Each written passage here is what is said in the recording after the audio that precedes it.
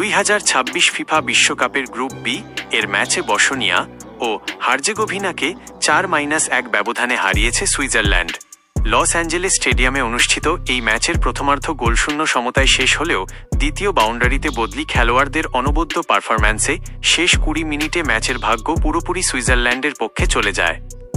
গোল করার বিবরণ: 74 Johan মানজাবি, Switzerland. মাঠে নামার মাত্র 3 মিনিটের মাথায় দারুণ এক ভলিতে সুইজারল্যান্ডকে এগিয়ে নেন 20 বছর বয়সী এই তরুণ striker. 84 Ruben Vargas, Switzerland. Breel অ্যাম্বোলোর পাস থেকে দুর্দান্ত ফিনিশিংয়ে ব্যবধান দ্বিগুণ করেন আরেক বদলি খেলোয়াড় ভার্গাস। 90 Johan মানজাবি, Switzerland. নিজের দ্বিতীয় গোল করে সুইজারল্যান্ডকে 3-0 ব্যবধানে এগিয়ে দেন মানজাবি।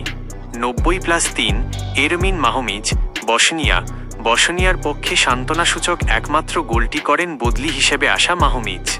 90+7 গ্রানিতো জাকা, সুইজারল্যান্ড। ম্যাচের একেবারে শেষ মুহূর্তে পেনাল্টি থেকে গোল করে সুইজারল্যান্ডের 4-1 ব্যবধানের বড় জয় নিশ্চিত করেন সুইস অধিনায়ক। ম্যাচের মূল ঘটনা প্রবাহ: ম্যাচের 80 মিনিটে সুইজারল্যান্ডের আক্রমণভাগের খেলোয়াড়কে ফাউল করার অপরাধে বসনিয়ার ডিফেন্ডার তারিক মুহাইরেমোভিচ সরাসরি লাল কার্ড দেখে মাঠ ছাড়েন। 10 জনের দলে পরিণত হওয়ার পর বসনিয়ার রক্ষণভাগ পুরোপুরি ভেঙে পড়ে, যার পুরো সুযোগ নিয়ে শেষ মুহূর্তে একের পর এক গোল আদায় করে নেয় সুইসরা। এই জয়ের ফলে 2 ম্যাচ শেষে 4 পয়েন্ট নিয়ে গ্রুপ বি এর শীর্ষে উঠে গেল সুইজারল্যান্ড এবং নকআউট পর্বের দৌড়ে বেশ সুবিধাজনক অবস্থানে রয়েছে। অন্যদিকে বসনিয়ার সংগ্রহ মাত্র 1 পয়েন্ট।